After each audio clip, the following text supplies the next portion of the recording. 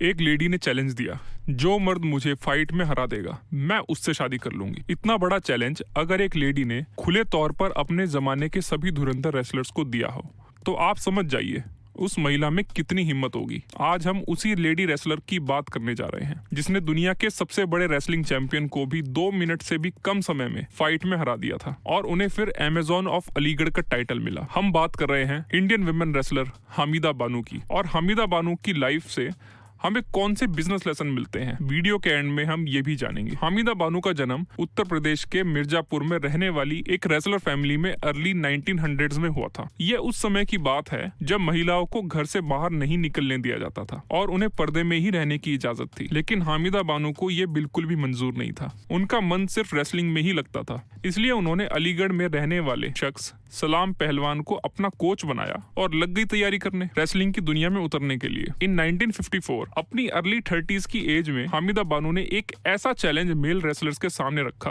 कि सब हैरान रह गए। जो मर्द मुझे फाइट में हरा देगा मैं उससे शादी कर लूंगी। और ये चैलेंज सुनने के बाद 2 मेल रेसलर्स हामिदा बानो से ये सोचकर फाइट करने आए, अरे ये औरत ही तो है, हमें कहाँ हरा पाएगी और इसी बहाने हमारी शादी भी हो जाएगी। तो एक मेल रेसलर पंजाब के पटियाला से आया और एक मेल रेसलर आया कोलकाता से और इन दोनों को ही हामिदा बानो ने बहुत बुरी तरह हराया और इनका शादी करने का सपना भी तोड़ दिया। इसके बाद मई में जब हामिदा बानो गुजरात के वडोदरा पहुंची तो उन्होंने देखा वो फेमस होना शुरू हो गई हैं, क्योंकि वहां पहुंचकर उन्होंने देखा वहां उनके बैनर्स लगे हुए हैं। लोगों ने अपने ट्रैक्टर ट्रॉलीज पर और ट्रकों पर उनके पोस्टर लगा रखे हैं। असल में हामिदा बानो वडोदरा इसलिए गई थी क्योंकि वो चाहती थी वो छोटे गामा पहलवान से फाइट करे। उस टाइम छोटे गामा पहलवान महाराजा ऑफ वडोदरा के यहाँ रहते थे और उन्हें सिक्योरिटी प्रोवाइड करते थे। लेकिन छोटे गामा पहलवान ने लास्ट मिनट पर हामिदा से ये कह के फाइट करने से मना कर दिया कि वो औरतों से फाइट नहीं करते। अब उनके मना करने के पीछे यही वजह थी या उन्हें ऐसा लगता था कि जब पहले ही मेल रेसलर्स या पहलवान हामिदा बानो को हरा नहीं पाए तो वो कैसे हरा पाएंगे। अब ये तो वही जाने। फिर हामिदा बानो ने ये चैलेंज दिया बाबा पहलवान को और वो उनका चैलेंज एक्सेप्ट करके उनसे फाइट करने आ गए। लेकिन शायद ये उनकी बहुत बड़ी गलती थी, क्योंकि जब हामिदा बानो और बाबा पहलवान की फाइट हुई तो बाबा पहलवान 1 मिनट 34 सेकंड में ही हामिदा से हार गए और इस हार ने बाबा पहलवान के भी शादी के सपने को तोड़ दिया। उस टाइम तक हामिदा बानो की एक अच्छी खासी रेपुटेशन हो गई थी। इन 1944 बॉम्बे क्रॉनिकल न्यूज़पेपर ने रिपोर्ट किया कि जब एक दिन हामिदा बानो और गूंगा पहलवान की फाइट होनी थी, उस दिन स्टेडियम में 20,000 से ज्यादा लोग उस फाइट को देखने आए थे। लेकिन गूंगा पहलवान की कुछ इम्पॉसिबल डिमांड्स की वजह से ये फाइट कैंसिल हो गई थी। एक्चुअली गूंगा पहलवान ने फाइट शुरू होने से पहले और पैसों की डिमांड करी थी और यह भी डिमांड करी थी कि वो अभी फाइट के लिए रेडी नहीं है, इसलिए वो फाइट नहीं करेगा, क्योंकि उसे हामिदा बानो से लड़ने के लिए और तैयारी की जरूरत है, इसलिए उसे और टाइम चाहिए। लेकिन तब तक स्टेडियम में लोगों की भीड़ फाइट देखने पहुंच चुकी और ऐसे में गूंगा पहलवान की ये डिमांड पूरी करना इम्पॉसिबल था। इसलिए हामिदा बानो को बिना लड़े ही विनर अनाउंस कर दिया गया और इस इवेंट के बाद हामिदा बानो लगातार 300 फाइट जीतने वाली फीमेल रेसलर बन गई। और इसके बाद सभी न्यूज़पेपर ने हामिदा को अमेजॉन ऑफ अलीगढ़ कहना शुरू कर दिया, क्योंकि ऐसा कई बार हुआ था कि फाइट से पहले हामिदा बानो को देखकर मेल रेसलर्स फाइट करने से मना कर देते, क्योंकि उनका कद काठी देखकर बड़े से बड़े रेसलर के पसीने छूट जाते थे। हामिदा का वेट 108 किलो था, उनकी हाइट 5 फुट 3 इंच थी और उनकी डाइट भी कोई कम नहीं थी। हामिदा रोज 5.5 लीटर दूध पीती थी, लगभग 3 लीटर सूप पीती थी, 2 लीटर फ्रूट जूस, रोज 1 किलो मटन खाती थी और 1 किलो बादाम, आधा किलो मक्खन, 6 अंडे, रोटी और 2 बड़ी प्लेट बिरयानी। वो रोज 9 घंटे सोती थी और रोज 6 घंटे ट्रेनिंग करती थी। लेकिन जैसा कि हमेशा होता है, जब भी कोई सक्सेसफुल होना शुरू होता है तभी बहुत से ऐसे लोग भी आ जाते हैं जो उसके सक्सेस से जलने लगते हैं। ऐसे ही हामिदा बानो के साथ भी हुआ। एक बार पुणे में हामिदा की एक फाइट होनी थी वहाँ के मेल रेसलर के साथ, जिसका नाम था रामचंद्र सालुंके।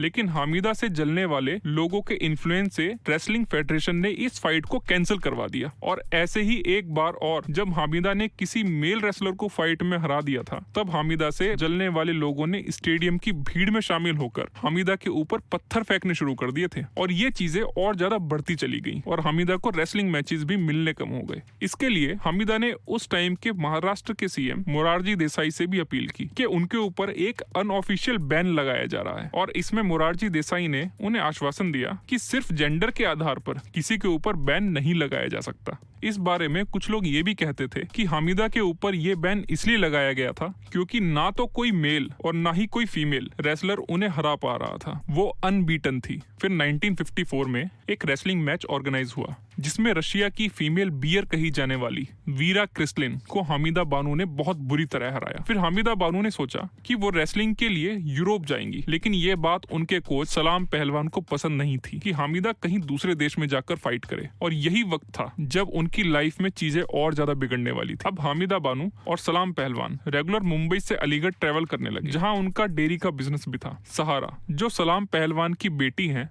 उन्होंने कहा सलाम पहलवान और हमीदा ने बाद में शादी भी कर ली थी, इसीलिए सहारा कहती हैं हामिदा बानो उनकी एक स्टेप मदर भी है। लेकिन हामिदा बानो रेसलिंग में अपना करियर को और आगे ले जाना चाहती थी, इसलिए वो यूरोप जाना चाहती थी। लेकिन सलाम पहलवान को ये बिल्कुल भी पसंद नहीं था, इसलिए उनकी इस बात पर अक्सर लड़ाइयाँ होती रहती थी। और ऐसे ही एक बार सलाम पहलवान ने हामिदा को यूरोप में करियर बनाने से रोकने के लिए उन्हें लाठी से पीटा और उनका एक हाथ और एक पैर तोड़ दिया। और इसकी वजह से हामिदा बानो कई सालों तक बिना लाठी के चल भी नहीं पाती थी, इसलिए दोनों अलग अलग रहने लगे। सलाम पहलवान अलीगढ़ में रहते थे और हामिदा कल्याण में। और सलाम की डेथ के टाइम पर आखिरी बार हामिदा उनसे मिलने भी आई थी। लेकिन हामिदा की लाइफ में बाद में और भी चैलेंजेस आए। उन्हें इतनी गरीबी का सामना करना पड़ा कि उन्हें बाद में रोड पर ठेला लगाकर स्नैक्स भी बेचने पड़े। तो हामिदा की लाइफ से हमें क्या बिजनेस लेसन मिलता है? Number 1, make business, don't be business for others. आप बिजनेस बनाइए, पैसा कमाइए, लेकिन दूसरों के लिए आप खुद बिजनेस मत बन जाइए। अगर आप हामिदा के पूरे करियर को देखेंगे, हामिदा ने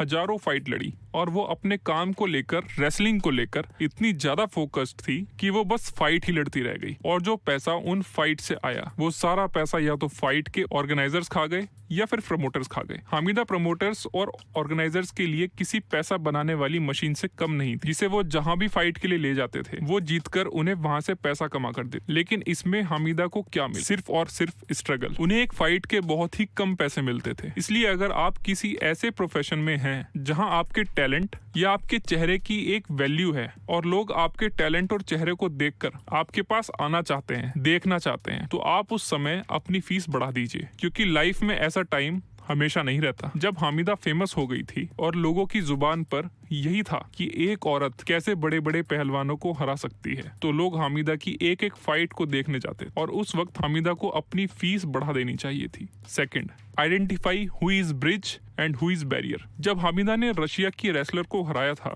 तो उसके पास अपॉर्चुनिटी थी कि वो यूरोप जाकर रेसलिंग की दुनिया में और बड़ा नाम करे। लेकिन सलाम पहलवान, जो कभी हामिदा के कोच थे और बाद में उनके हस्बैंड भी बन गए, उन्होंने उसे जाने नहीं दिया। जैसे कि हम जानते हैं कोई इंसान कितना बड़ा है ये उसकी सोच से पता चलता है कि उसकी सोच कितनी बड़ी है। सलाम पहलवान ने हामिदा को रेसलिंग सिखाई क्योंकि उन्हें लगता था कि हामिदा में वो टैलेंट और वो मेहनत करने की भूख है।